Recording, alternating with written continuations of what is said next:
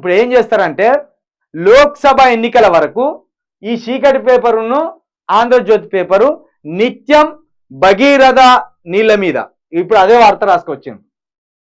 భగీరథపై గత సర్కారువి అన్ని అబద్ధాలే, 99% ఇండ్లకు నీళ్ళు ఇచ్చామని కేంద్రానికి తప్పుడు నివేదిక, అందుకే కేంద్రం నుంచి జల్ జీవన్ మిషన్ కింద నిధులు రావట్లేదు. సీఎం రేవంత్ రెడ్డి క్షేత్రస్థాయిలో పరిశీలించి కేంద్రానికి వాస్తవ నివేదికలు ఇవ్వండి. ఎండాకాలంలో తాగునీటికి ఇబ్బందులు ఉండొద్దు. ఏపీ తాగునీటి పేరుతో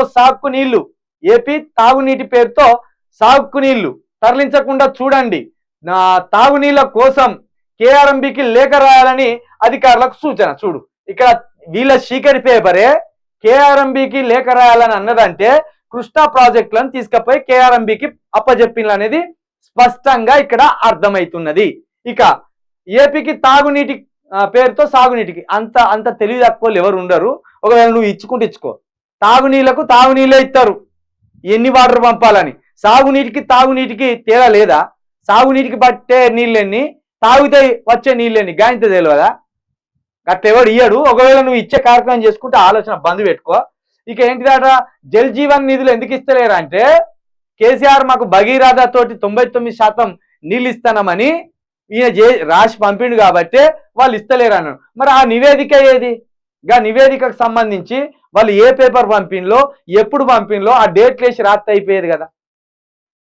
ఇప్పటి నుండి మేలో జరిగే లోక్సభ ఎన్నికల వరకు ఇప్పుడు భగీరథ తీసుకున్నాడు, మొన్నటిదాకా మేడిగడ్డ తీసుకున్నాడు, తర్వాత సబ్ స్టేషన్ల గురించి తీసుకుంటాడు, ఆ తర్వాత ఇందిరా మన డబుల్ బెడ్రూమ్లే తీసుకుంటాడు. తర్వాత ఇట్లా ఈ 2 నెలల్లో కేసీఆర్ ను బదనం చేయడానికి నిత్యం ఇలా వార్తలు వస్తాయి.